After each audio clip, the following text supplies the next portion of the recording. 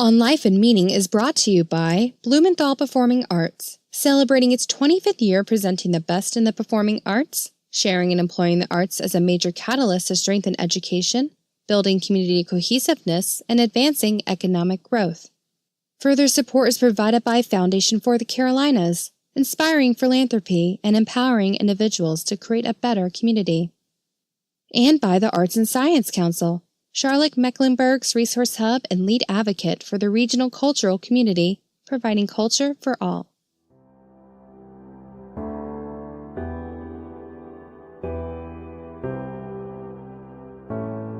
Kenzie walked in with the clippers, and I said, "Okay, Kenzie, you can go ahead and clip my hair." And she said these words, which so gave me power. She said, "Deborah Triplett, any woman as badass as you ought to clip her own hair." And I lit up. You can see it in my face now. I lit up in the biggest smile and said, "You are so effing right. Hand me those clippers." And I took those clippers and I sat there, and Katie photographed me, and I had Kenzie videotape it, and I sat there and I clipped my own hair, and I felt so empowered. I took charge of my disease. It was not in charge of me.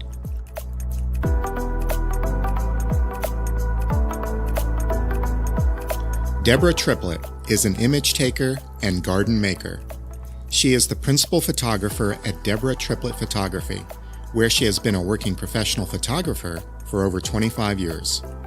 Her work has been shown at 1650 Gallery, Diane Hughes Gallery, Spirit Square Gallery, and at the Light Factory.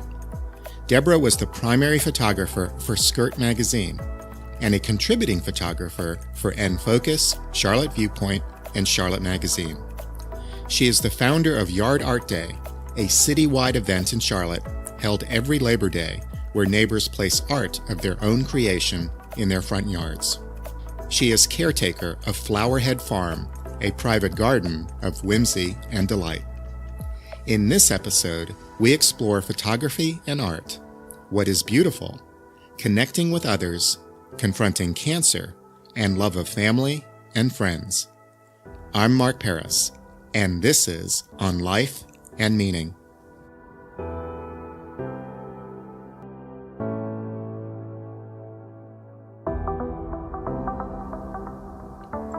Deborah, welcome.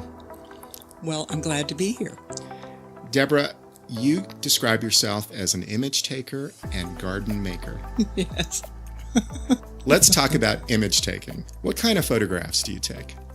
I love to take photographs of people. I take some of pets also.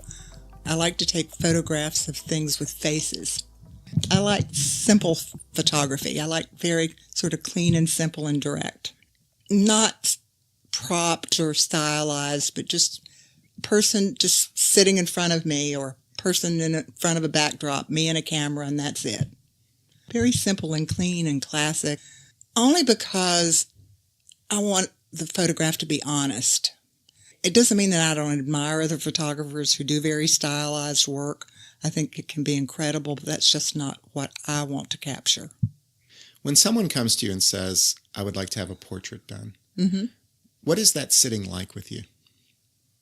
Well, first of all, I try to put them at ease. I really want them comfortable.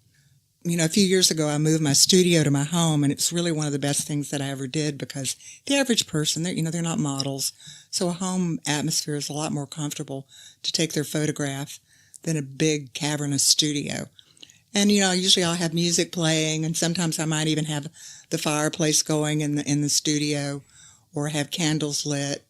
And I'll just talk to people a little bit before I take their photograph. And I just try my best to put them at ease, because it can be really uncomfortable having your photograph taken. What do you look for through the lens when you take a photograph? Honesty. Something in their eyes. I really believe that there's a connection between me and my subject. I think that I do photography for more than just taking the photograph. I think I take photographs to get close to people. I selfishly do that. That's why I take a photograph. To get to know someone. A camera is a great excuse to get to know someone. Most people, I think of me as being very gregarious and outgoing, but there's a shy side to me. Friends used to tease me. I was always the person that showed up at a party with a camera, but part of the reason I did that was my shyness. It was sort of my little blankie. My camera was my little blankie, my comfort blanket. So it just occurred to me in talking to you that I think I take photographs because it's my way of getting close to people, because I really love people. How do you know when you have an honest photograph? There's like a little spark between when I'm looking through the lens. There's just something that I see in the face that just seems so genuine. You take many photographs of a person, and then they select the photograph that they like. Yes. You would often select a different photograph, wouldn't you? Yes, I would. I think what happens sometimes is people, actually, they're not choosing it. They're asking their wife or their husband or their friends, and they get all this input from other people. It's difficult to be objective. So I'll see things in photographs of people that they don't see. And people, it got so much so that now when clients say to me, Deborah, will you just choose it for me? I'll say, no. I've been down that road. I know that the one I choose you're not going to like. So just trust me, it's really better if you just go ahead and choose. So, I mean, that's happened a lot because then I would go to the trouble of doing, the retouching, and I would send it to them and they'd say, well, I'm just not sure that's the one I want. Yeah. So I just let people choose their own. When they do choose their own, and it's a different one that you would choose, do you feel like your art is going unappreciated? No, not at all. I'm not, again, I really admire, and part of me secretly would like to be a fine art photographer. But, I gave that ghost up a long time ago, wanting to be a fine art photographer. If there's one thing that I would want people to know about me, is I don't have children.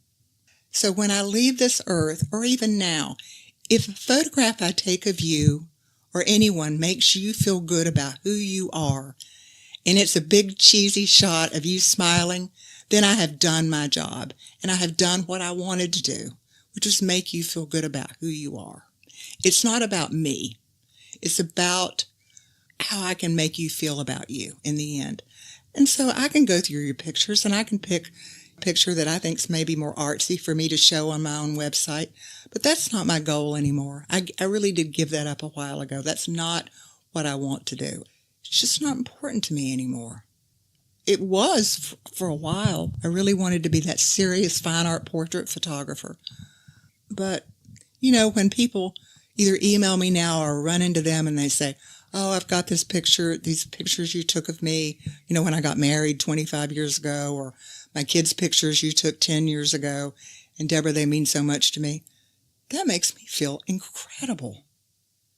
That means more to me than if my photographs were in a museum or a gallery. It just means the world to me. So again, going back to why I think I became a photographer, I think it all has to do with my feeling towards people in general. I really do love people. Do you think of your photography as art? No, there's some photographs I've taken over the years that I think might be considered art-worthy. But no, I don't really think of them as art. Why not? I don't know. Maybe it's because I think they're so simple. They're just so simple. My work is really simple. There's nothing complicated about it at all. It's me and a camera and some good light and a person willing to pose for me. Or it can be, there was a time when I did more documentary work. I don't do so much of that anymore. But throughout my life, there have been moments that I've documented that I was proud of. But no, sometimes it just feels like it's just bread and butter work. Well, there's experience that put into it.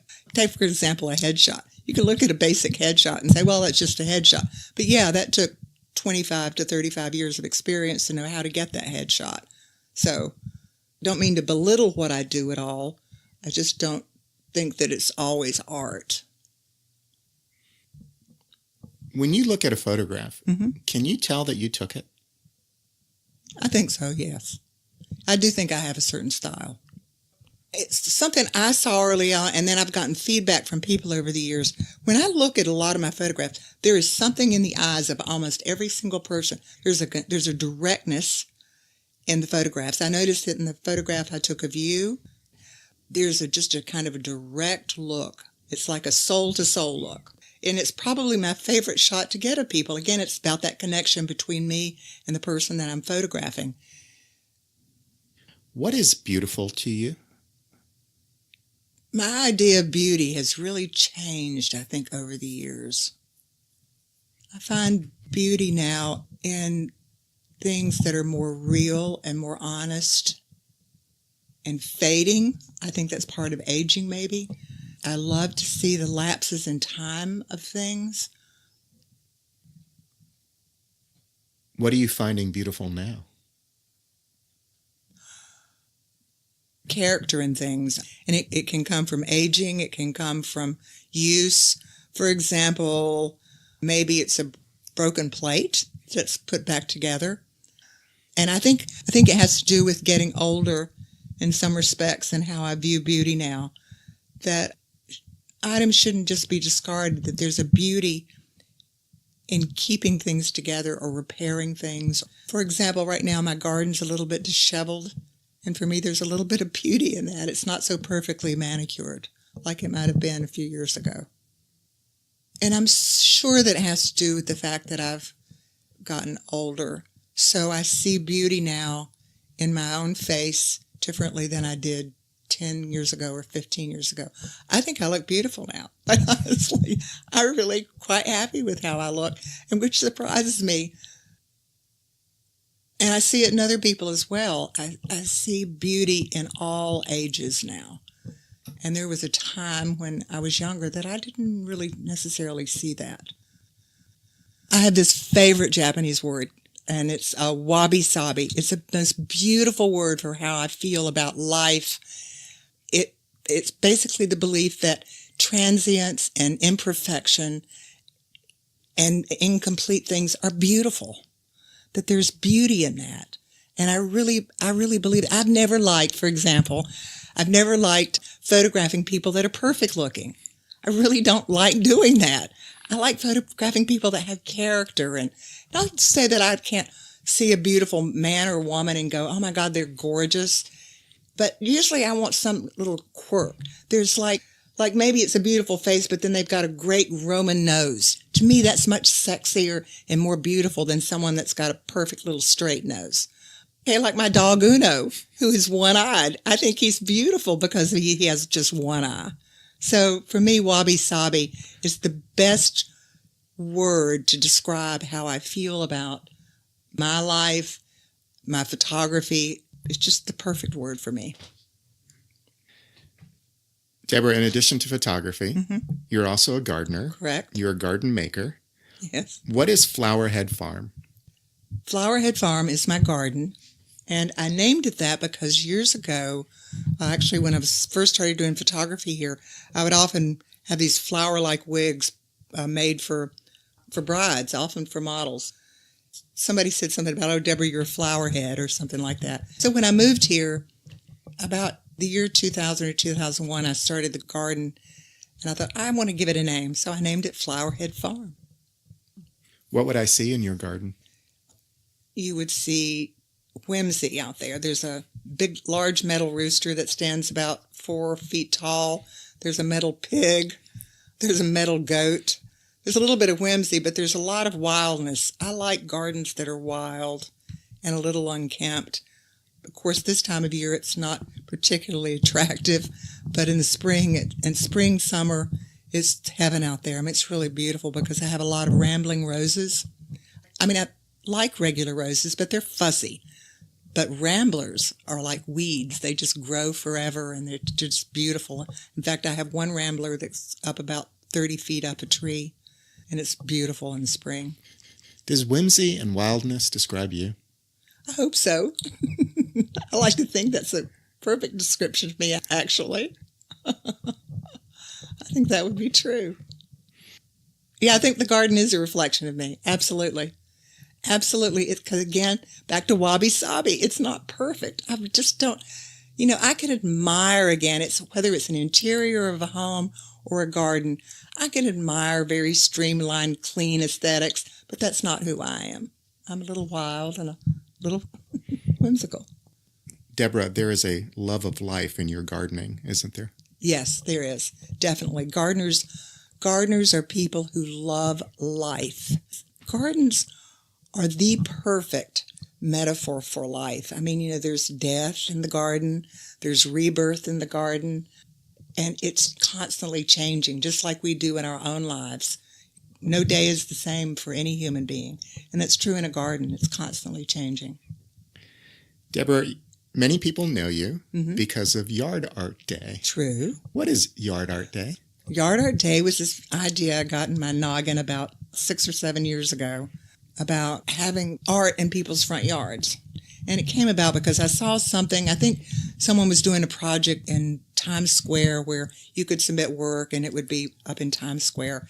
And I thought, wouldn't that be great if you could just do that in your front yard? And I thought, what the heck? I'm just going to put a post out on Facebook and see what happens.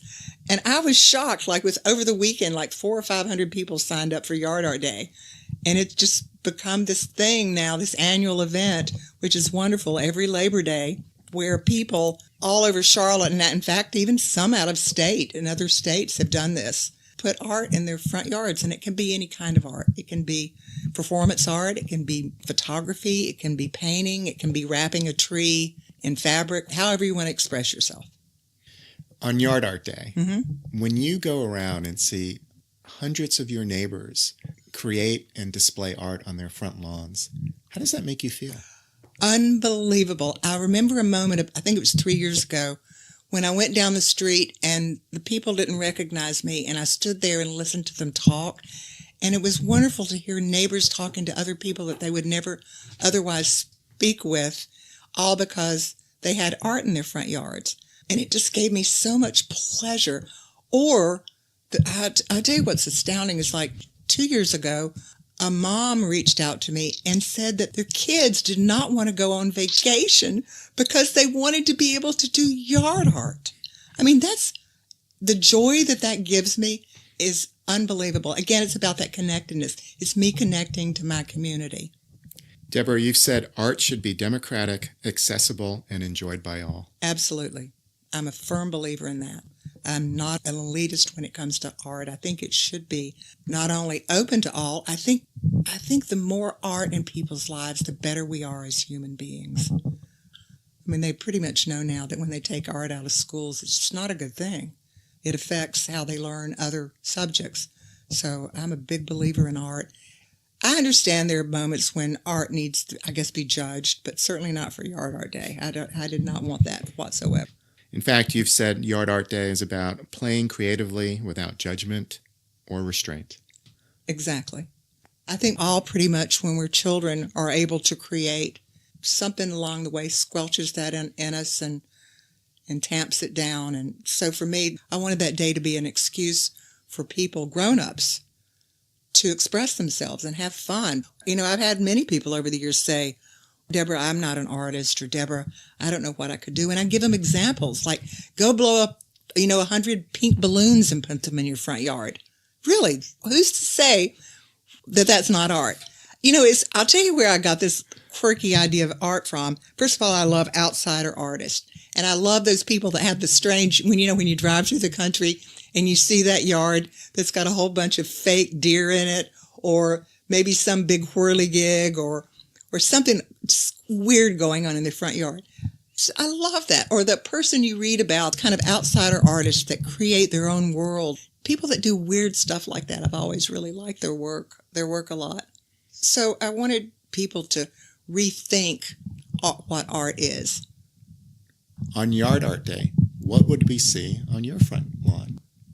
Well, 2 years ago, you would have seen about 50 handmaids in red robes and white bonnets. So I've done a couple of things. That project I was really proud of. That, of course, was related to The Handmaid's Tale. But a few years prior to that, another project that I did that meant a great deal to me personally was I had a clothesline built and put in my front yard. And on that clothesline, I put articles of clothing worn by my grandmother and my mother, as well as photographs I had taken of my grandmother and my mother. And that was a very personal Yard Art Day project for me. And why the handmaidens for performance art? Because I'm indignant and upset about what's going on right now in this country, and particularly the attitude toward women. You know, because I can remember the women's movement, the burning bra movement in the 60s and 70s, and then where women had really seemed to be making great progress. Of late, I have some concerns about what's going on. So I reached out to some like-minded friends, and that's why we did the Handmaid's piece. And in fact, you had them unroll a certain sign. I did. I had both in Latin and in English.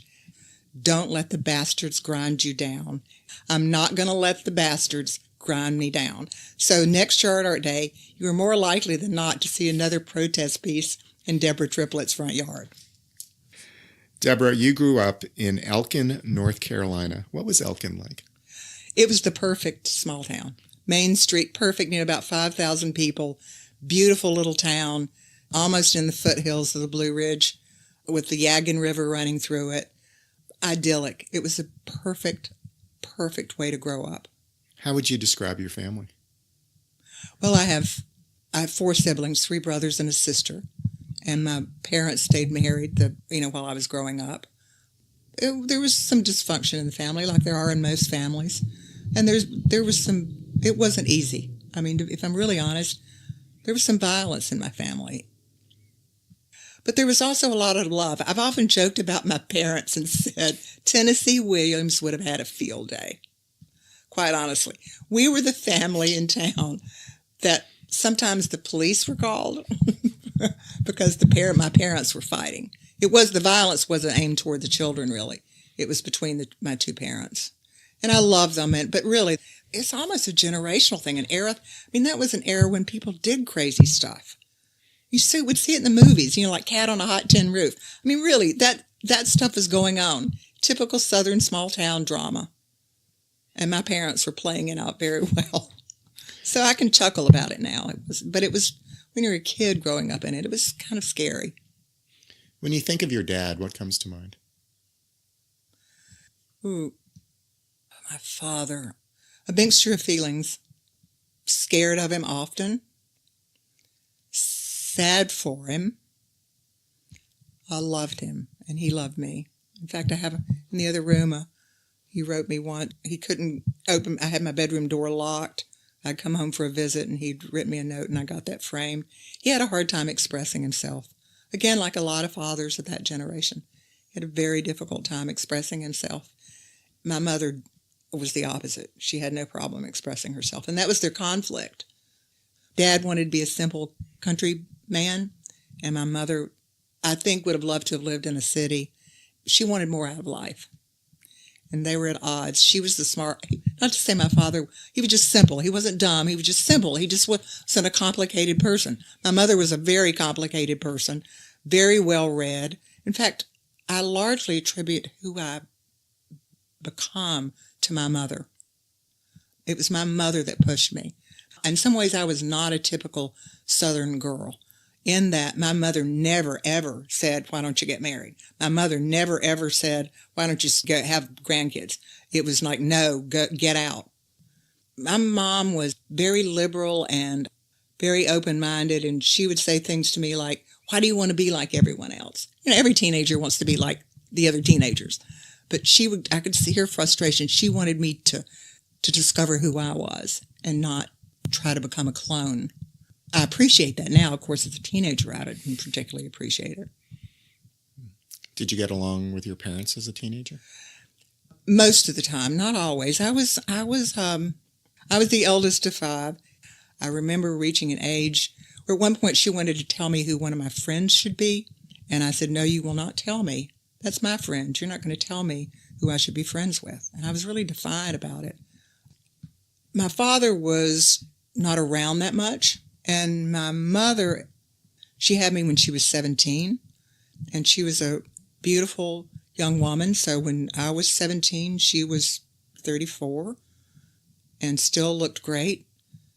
And so there was a strong connection between the two of us, and at times, though, probably some competition. In fact, I was thinking about this last night, and she would accuse me of competing with her, and why would I be competing with you? I don't really know. Maybe I was, but I don't think I was. I think both of my parents would have been entirely different people had they been A, with different people, and B, taken different directions in life. What did you learn from their relationship? It took me a while because, of course, I'll speak for me, and I think but this is probably true of most people.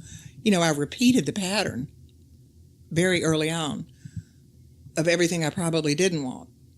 But I was fortunate in that I'm a big believer in therapy. I got in therapy and figured out some things pretty quick because I did not want to live the rest of my life like that. I with so much drama in it. My 20s were so drama-filled. And when I reflected in therapy back on it, it was clear to me why. That's what I knew. It's what was comfortable. So I just recreated it. But what I learned from them, I'm glad I had them as parents. I love both of them dearly.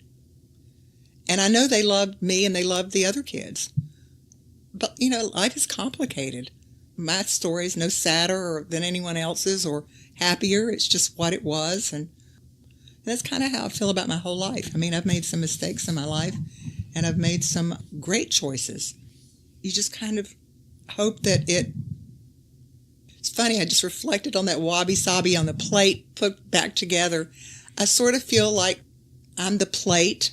I started out as a whole plate in life, and then along the way you get chipped and you get broken, and then you figure out ways to put yourself back together. In fact, one of the things I will tell you, there's another word in Japanese that has to do with wabi-sabi, in that when they repair that plate, they do so with gold or silver. Not just glue, but gold or silver, because they want you to see the cracks. So for me, I value the cracks now in my life.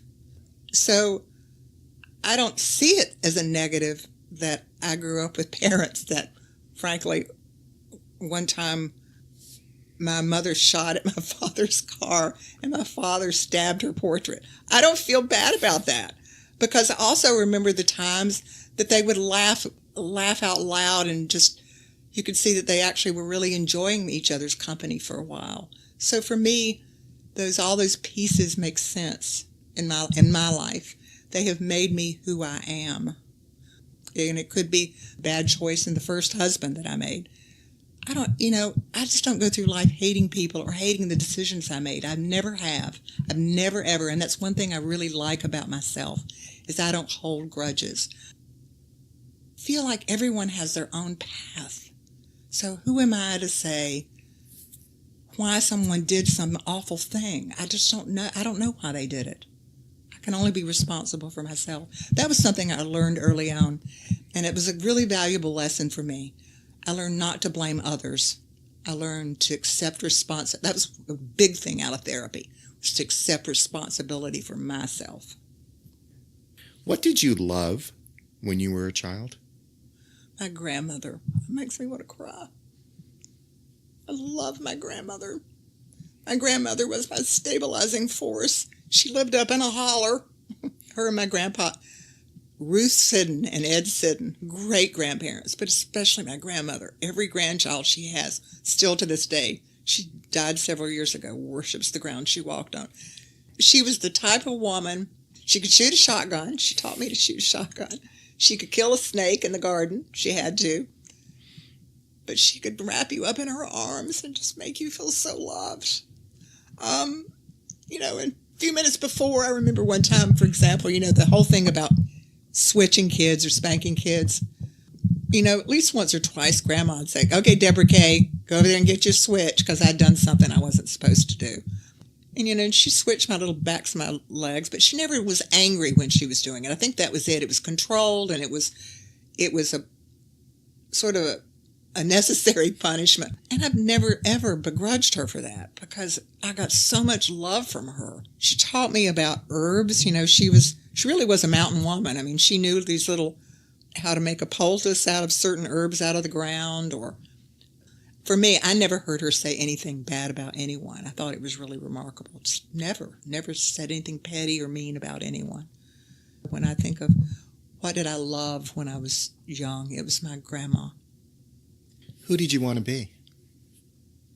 I don't know that there was anyone in particular I wanted to be when I was real young. When I became a teenager, I think I did daydream about being a model, because I would get 17 magazine and Vogue magazine and look through them, and I probably kind of daydream. There was a model named Jean Shrimpton, a British model, great big eyes, and I think I always secretly wanted to be Jean Shrimpton. Deborah, at the age of 19, you left Elkin, North Carolina behind, and you moved to New York City. I became a stewardess. What happened was, back in Elkin, I had dawdled after I got out of high school. My parents couldn't really afford to send me to college, and my grades weren't good enough to get a scholarship. And so I kind of dawdled that last year out of high school. And one day my father took me to a factory parking lot and said, "You see that there?" And I said, "Yes." And he said, "If you don't do something with your life soon, I'm going to march you in and you're going to get a job." I went back home, called a friend of mine who was already a stewardess with American Airlines, and said, "How do I sign up?"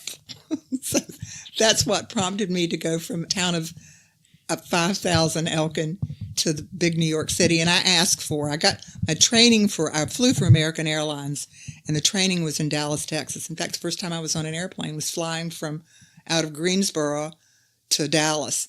But they ask you, where would you like to be? I can't remember what cities they were based out of then, but I immediately said, I want New York City. That was my goal, to go to the Big Apple.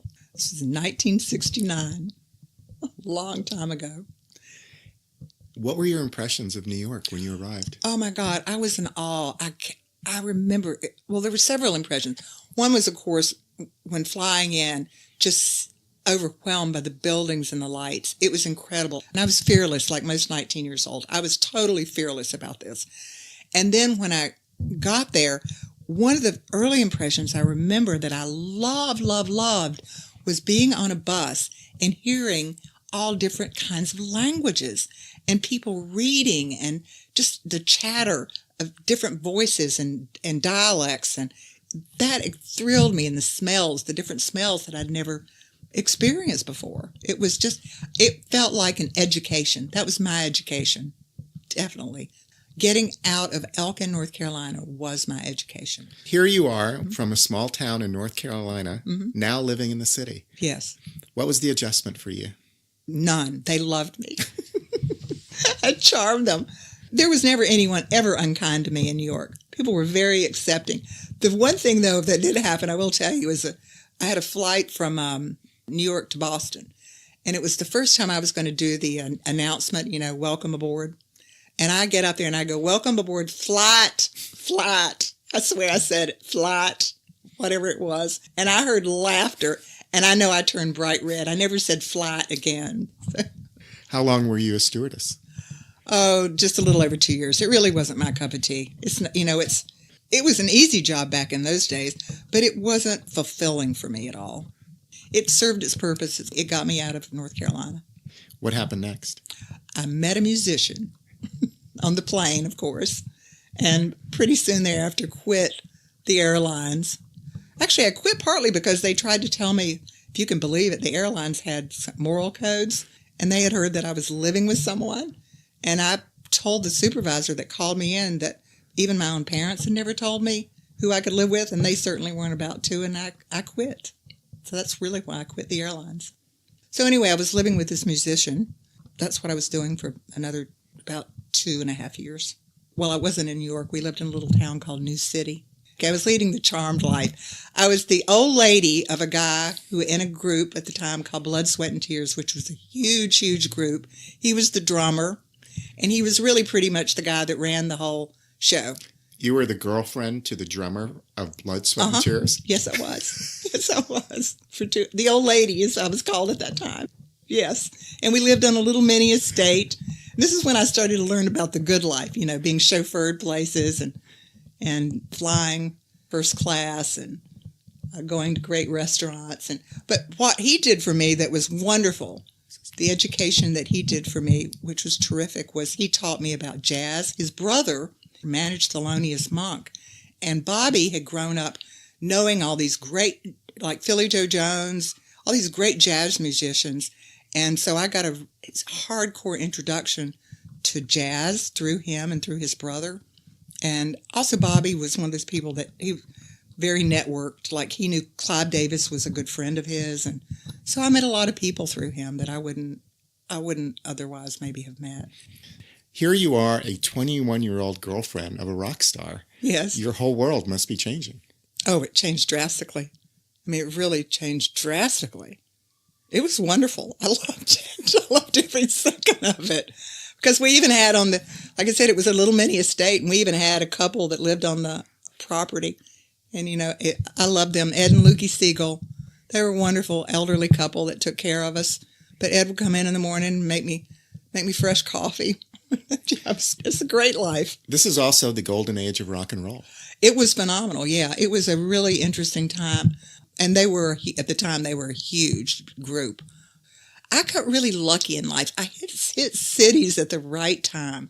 I was in New York at the right time. I mean, the 70s in New York was, those clubs were still around, like CBGB's, and some of the jazz clubs were still around, and it was dirty and gritty. I thought New York was in some ways more interesting then than it is now. It was grittier, and yeah, there were winos on the street. But, and there were some characters. There was always some strange characters doing something around in Manhattan. But it was a great time to be in New York.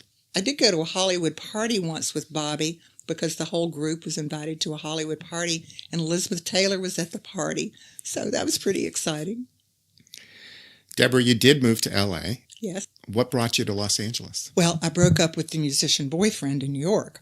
And instead of, I kind of wish that I had moved into Manhattan, but I didn't. I had made some new friends that lived in L.A., and so I thought, okay, I can get far away from the boyfriend, so I'll just go from the East Coast to the West Coast.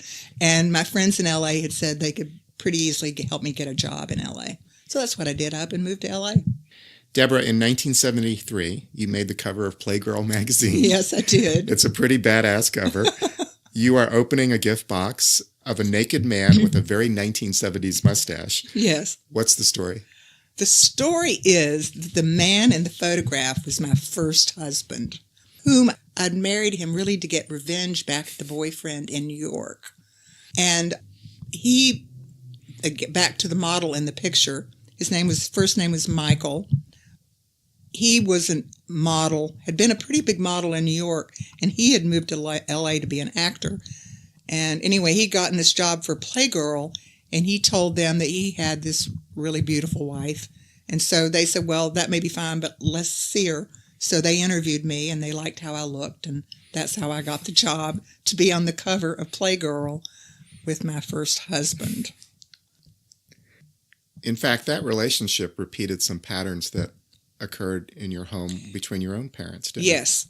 I never, maybe even, I don't know that my mother loved my father. I can say out loud, I never said to my first husband that I loved him. And it's not anything I'm proud of.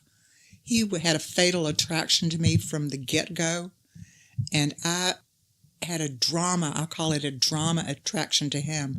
Because if I'm really honest, from day one of meeting him, I knew that there were triggers there, and that there was, I don't know that I thought there was violence, but I detected something dangerous. Because from the very beginning, he was way too taken with me, way too infatuated with me. And so, yes, it was almost as bad as it can get, in that I survived it. What happened was I was on the phone with the boyfriend in New York at the apartment of my soon-to-be first husband, calling the boyfriend in New York, crying my eyes out.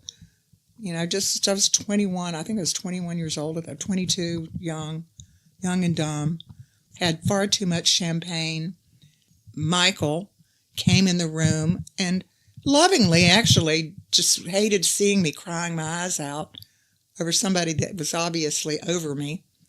But he pulled the phone out of the wall and took me by the hand and said, "Come on, let's go to Vegas and get married." And I said, "Okay." And so we drove to Vegas right then and there, drove straight to a justice of the peace, got married.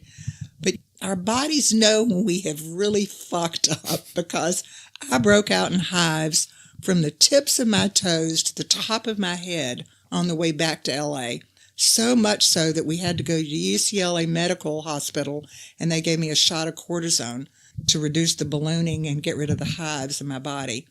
And within a month, I was in a therapist's chair saying, "I've got to get out of this marriage. This is all wrong." And it took me a while to get out of it. And it was so abusive that at one point I literally snuck out during the day with one suitcase. And even after I moved out, he made my life hell, because at that time in the early 70s, there really weren't any places for women to go to, abused women. And in fact, I even called the local, I think it was the West LA Sheriff's Department. I went to them at one point because he had kicked me across a room. I'm being brutally honest now. And they said, "Well, we don't see any marks on you. Our best suggestion is go get a gun." And it was just really a hard time to go through that. But the man I was working for at the time, who became my savior, paid for me to have a bodyguard. I had a 24-hour-a-day bodyguard. I mean, it was that bad. It was really scary time for me. But it was me reliving, I realized later on it was me reliving. In fact, right after that, I went to see an actual psychiatrist. And I remember she was a really smart woman, and she was really honest with me and said, "Deborah, you're just going to keep picking this type of person unless you figure out why you're doing it and develop new behaviors." And she was dead on correct. I had no doubt. But I worked through it and figured it out and got rid of it, because it took me about 2 years to fully get out of that relationship. For almost 2 years, I didn't go anywhere without someone else with me. After your marriage ended, Mm-hmm. you stayed in Los Angeles for a while. Mm-hmm. How did you begin to pick up the pieces? Well, the man who I said was my savior, who was my boss at the time, I continued working for, he was a record producer. I continued working for him for about a year. And after about a year, we fell in love. And he helped me pick up the pieces. He was a wonderful human being. His name was Phil Gernhard. In fact, he's the reason I really got into photography seriously. The boyfriend in New York had bought me my first real camera, my first real Nikon camera. But Phil, my second husband, who became my second husband, looked at me one day and said, "What do you want to do? What do you really want to do?" And I said, "I really want to be a photographer." And he said, "Fine, figure out where you want to go to school and we'll pay for it." And that's exactly what he did. He really always was so supportive of me. Even after we divorced, he was always extremely supportive of me and what I was doing. I really give him a lot of credit. You went to a technical school and earned a diploma in photography. I did. And how did your photography work begin after that? I was still so insecure. Studio on Melrose Avenue, along with 3 other photographers, in fact, one of whom had been one of my teachers. But I was still so insecure, even though through my connections I was offered jobs, but I was so squeamish. I just felt like I couldn't really do it. And so I really didn't take full advantage of it. I called myself a photographer, but I really wasn't doing it yet. I did a couple of small little jobs, like for the Bellamy Brothers, because the Bellamy Brothers was one of my second husband's acts that he handled. So I did some album work for them, but I really did not get serious about it. I didn't get serious about it until I moved back here and was divorced, and I was at a critical juncture in my life. I was then about almost mid-30s, and I thought, I can either continue the rest of my life finding wealthy men to take care of me. True story. I remember consciously thinking this. Or I can get it together and do what I always wanted to do and just stop being fearful And what happened was how I came back here after that second marriage dissolved. I had I'll tell you who it was. He was the Lieutenant Governor of California, and he was my second husband. Worked for him. He's a man named Mike Curb. He was Lieutenant Governor. He owned a company called Curb Records. He also owned a sports team, a NASCAR team, back here in North Carolina. He took me to lunch one day in L.A. and said, "Deborah, I know you're not really happy here now. You and Phil have broken up, and you've got family back in North Carolina. Wouldn't you like to go back to North Carolina?" And I thought, I would. It's time for me to go back. And so he said, "Well, I need you to go back there and basically take care of my money for me," essentially is what I was doing, and kind of run the show back there. So I did. I moved back here, and Richard Petty was the driver, and it was the big deal when he won 200 races. It was a big deal. But I was so miserable to go from living in Beverly Hills and the life I'd been living to Kannapolis, North Carolina. I thought I had gone crazy. And to be around NASCAR, something I've never, ever liked, still don't like. I don't understand it, don't get it.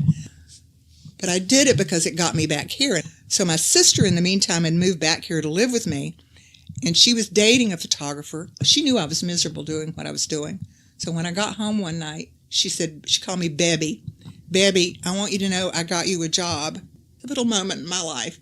And she said, "Steve," the guy she was dating, "needs a second assistant, so you can quit your job." And I did. The next day I went in and I quit, and I went from making a huge, huge amount of money to making practically nothing, being a second assistant to a photographer in Charlotte, North Carolina. I mean, second assistant means you do things like you clean the toilet. I mean, truly, I cleaned the toilet. I would have done anything to prove that I could do it. I would pick up those great big huge heavy metal cases at the time, full of metal stands, and I was determined. I would pick them up just like a 180-pound guy would. And I would paint that cove. He had a huge cove that had to stay pristine white all the time. I was just determined to prove that I could do this. And I knew this was a moment in my life that shifted. And it was total shift. From then on, it was an upward climb for me to where I am today. Deborah, in 1990, you opened Deborah Triplett Photography. Right. How that came about, after I worked for that photographer for about a year, and he quickly discovered that I was good at casting people and doing styling for jobs.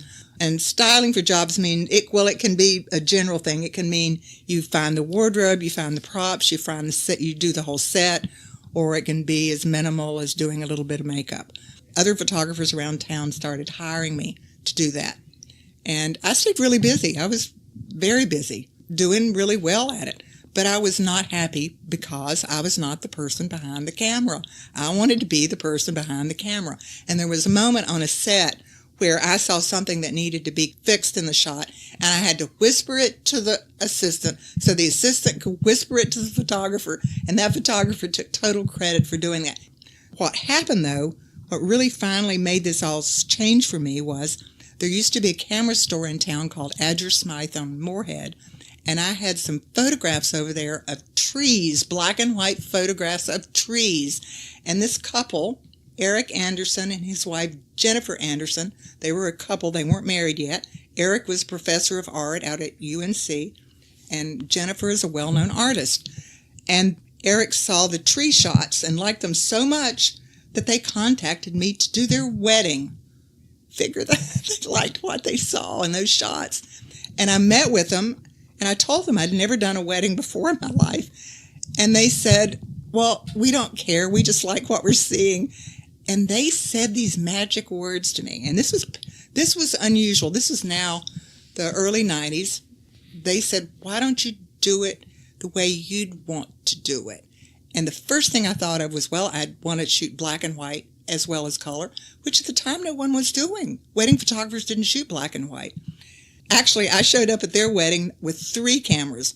Very nervy of me. I can't believe to this day that I did it.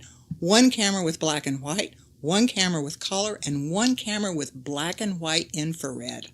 I actually shot infrared at my first wedding. It was really ballsy of me. But they came out beautiful. They looked, and what I did was I remembered all those years of looking through Vogue magazine and art magazines, and that's how was my approach to their wedding, was to photograph it artistically and with sort of a fashion edge And kind of from that wedding, word spread. And I got so successful that at one point I had 4 or 5 other photographers shooting for me all over the country. So it was great timing on my part. I was real proud of that I sort of set the pace for wedding photography in North Carolina. But word spread, and I was really successful at doing weddings for years. Out of that came bridal portraits, regular portraits, headshots. I mean, it developed into other things. Deborah, a couple of months ago, you were diagnosed with cancer. Mm-hmm. What was the diagnosis? On October 12th, I was told that I had stage 3 lung cancer. It's called limited small cell, which means it was in a limited area. But that was the diagnosis. I will say this now because I'm so happy that I had 35% chance of beating it. And I beat it. I've got a sliver left in my right lung and about marble size in the middle of my chest.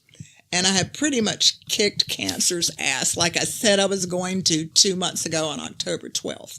What happened was I woke up that morning swollen, so swollen, like 3 times my normal size from the chest up, because the mass that was in the center of my chest was not allowing my blood and my liquid to circulate like it should normal. So it was backing up. And I called 911 because I knew something was really wrong and checked into the hospital. And the first thing they did was they ran a CAT scan, and discovered the cancer. And a female doctor came in and took me by the hand and told me then and there, you have cancer. And she said, the next thing we're going to do is we're going to do a brain scan, then we're going to do a PET scan to make sure that it's not anywhere else. And fortunately, it was not anywhere else.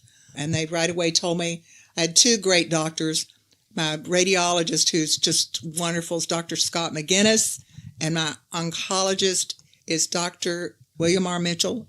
I got lucky. I'm so lucky to have these 2 doctors, because from the get-go, their attitude was like mine. They were positive. They were going to help me get through this, conquer this. And it's really pretty much almost a miracle. I'm just amazed, and it seems like my doctors are as well, that this has all happened so quickly over 2 months. I remember laying there thinking, I don't care how long I have to live. I'm going to make the best of you hear people say that, but until you're in that moment, you realize, oh my God, you do have a conscious choice. You can either crawl in your shell and die, or you can go, wait a second, no, wait.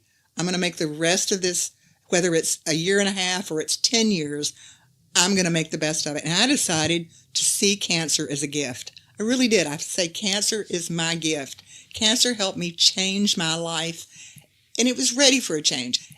I was a smoker. I don't feel any guilt about the fact that I smoked. I enjoyed every single puff, but it was time for me to give it up. It was time for me to make some radical changes in my life. I had, over the past 2 to 3 years, given up some things that I loved doing. Something was going on that was odd, strange for me. I had quit gardening. I had quit taking photographs of things and people that I love. I had quit reading. I had quit even pampering myself, maybe getting a pedicure and manicure. I quit spending time with friends. I had quit doing so many things that gave me joy. I became consumed the last 2 years with sort of A, hibernating some, and B, consumed with work. So when I was told I had cancer, from here on out, I was going to get back to the things that gave me joy. In fact, I can't wait to the spring now to get out and garden again. I have to get a ride for some of my treatments. The reality is, half the time I really don't have a ride, but I see it as a perfect excuse to get to spend time with people that I've wanted to spend time with them. So they'll go to radiation with me, and then afterwards we go and have lunch. So I just decided to flip the switch on cancer. I decided to turn it into a positive instead of a negative. It's like people that you hear go through near-death experience. I do see colors more clearer now. I'm aware more of the people across from me. My sense of smell is stronger. Everything's more intense now, and it's wonderful. Now, this may not be true for everyone, and I realize I'm pretty lucky that this is working out this way for me. And I don't want to completely sugarcoat it. There have been moments that have been pure hell. Like earlier this week, My white and red blood cell count had gotten so low that I truly couldn't walk more than 5 feet. I thought I was dying. It turned out not only was I dehydrated, but I had to have a blood transfusion. In fact, you have a port. I have a port. I feel like Wonder Woman. Actually, I'm science fiction. It's a really strange thing up in my left side of my chest near my collarbone where they access to put the chemicals in because I'm going through chemotherapy and radiation. But I'm almost done with both. But the other thing that's been interesting to me, when you think of cancer patients, you might think it's all gloom and doom. The reality is that when I go in the cancer section of the hospital at Presbyterian or to my oncologist office, more often than not, cancer patients are smiling and happy. It's really interesting to see. It's not doom and gloom like you would think. I'm pretty fortunate. And there are new treatments all the time. Probably if I'd been given this diagnosis 10 years ago, it wouldn't have been so good because stage 3 is pretty serious. And I'm not completely out of the woods yet. The reality is that I'm going to be done with radiation. I'm going to be done on January 2nd. Well, chest radiation. And I'm going to be done with chemotherapy January 16th. But, here's the big but, the downside of the type of lung cancer I have, and this was the second time I cried in a hospital, was when I was told that the type of lung cancer I have goes to the brain. So, my radiologist is going to do preventative brain radiation in February. And the good news about that is, at least this is my understanding from him, is that by doing preventative, it will never come back in my brain, and in all likelihood may not ever come back anywhere. Deborah, it was important for you to talk about this. Yes, it was very important. Initially, I cried about it. But then I think what best tells the story of how I dealt with it, right after my first treatment of chemo, I'd already been warned, 9 times out of 10, you're going to go bald. And one Friday night, right after a chemo treatment, intense week of chemo, I put my hand back, and sure enough, some hair came out in my hands. And I quickly thought, oh no, I don't want to be that tortured woman in the movie that looks in the mirror and clumps are coming out into her hand. So a couple days later, I was with my assistant, this incredibly talented photographer herself, Katie Kirchner. I just love Katie. She's like a daughter. I told her I wanted to do some self-portraits of myself, and would she help me, of me bald and, going bald? And she said, sure.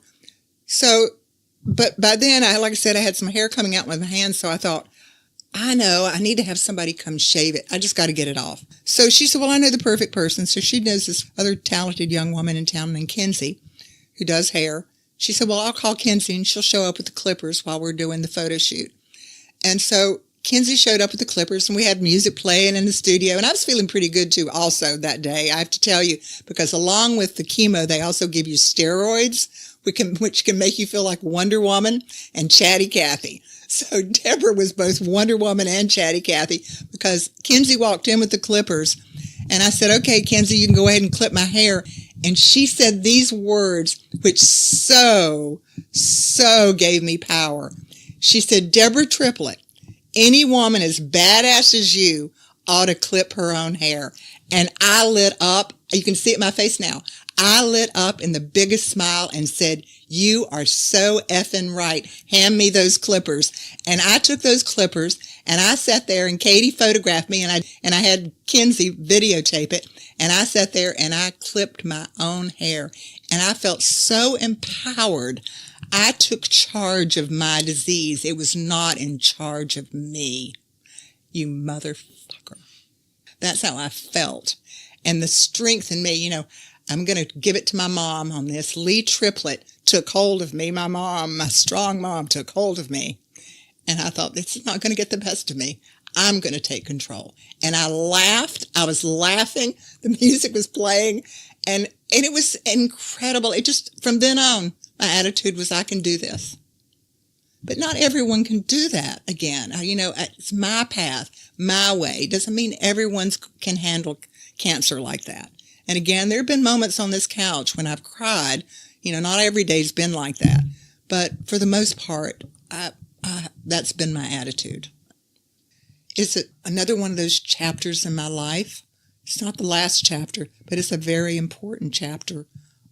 much like the other mistakes, we'll call them, in my life, cancer is going to lead me down a good path. Just like maybe not great choices in men, or maybe not great career choices early on. They've led me to where I am, and cancer is going to do the same thing for me. It's going to lead me. It's already broadened my horizon. Already has. I'm looking to the future more now today than I was 6 months ago. And I want to try new things. I've started, kind of a bucket list. Now, a lot of people say they want to travel. Travel would be nice, but my real goal over the next few years is to spend as much time as I can with my family and friends. That to me seems like the most important thing for me in my life. That's what I really want to do. Family and friends mean the most to me in the world. I've realized that's all that really matters. Love between you and your family and your friends. That's all that really matters in the end. Thanks so much for your time today, Deborah. Thank you, Mark. I've really enjoyed it.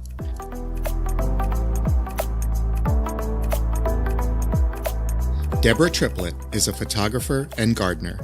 She studied photography at Artography in Los Angeles and earns her ongoing education in the School of Life.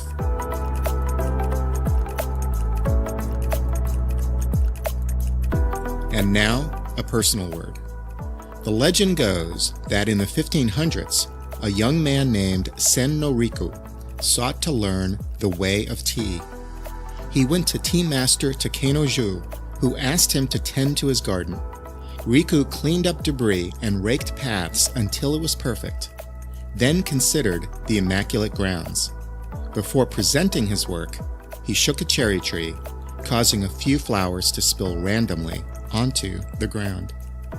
The story has been retold many times in many ways. To this day, the Japanese revere Riku as the embodiment of wabi-sabi. Wabi-sabi is the art of finding beauty in imperfection. Wabi is simplicity. Sabi are the marks of aging and wear. Together, they note the signs of nature and time. Robin Griggs Lawrence, editor of Natural Home magazine and author of The Wabi-Sabi House, said this about wabi-sabi in an article in Utne Reader.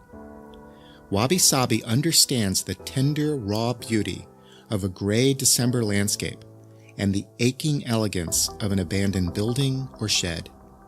It celebrates cracks and crevices and rot and all the other marks of time and weather and use leave behind.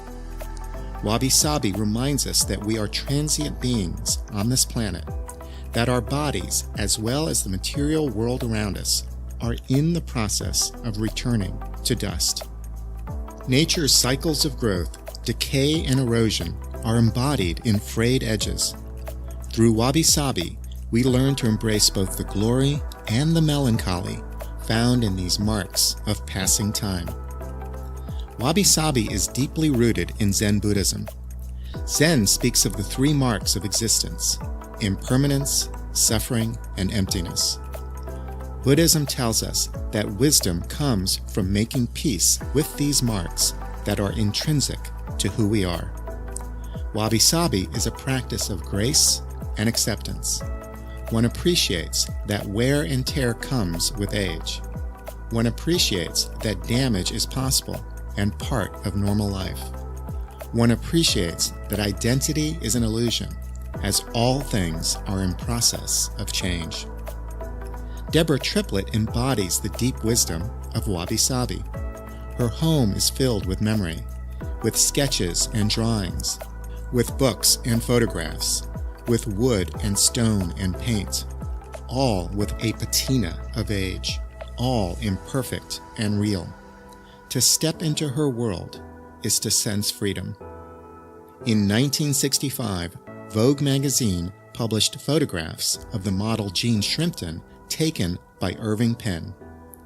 Penn was among the first photographers to pose subjects against a simple gray or white backdrop. He sought the direct look. In the photograph, Jean Shrimpton is wearing a crown of flowers. Her eyes are blue and radiant. Her lips are parted. Her skin is flawless. She is eternal youth. There is this side, too, to Deborah. the direct look, and the photographer of decorative headpieces whose braided flowers are rich in mythology and meaning. Ophelia says to Laertes in Hamlet, "There's rosemary, that's for remembering. Please remember love. And there are pansies, there for thoughts." These flowers are in Deborah's garden, Flowerhead Farm, whimsical and wild, evoking the flower child of Deborah's teenage years, a young woman with flowers in her hair and love in her heart. This is Deborah's gift. This is her grace. She has lived this life. I imagine Riku among the bloom and decay in Deborah's garden. I imagine him among the sculptures and vines drawn to a rambling rose. A flower that is untamed. A flower that is fragrant and decadent and daring. He would gesture ever so certainly at the resilience of a petal. He would see both the transience and permanence of nature and time. And Deborah would be there behind the lens.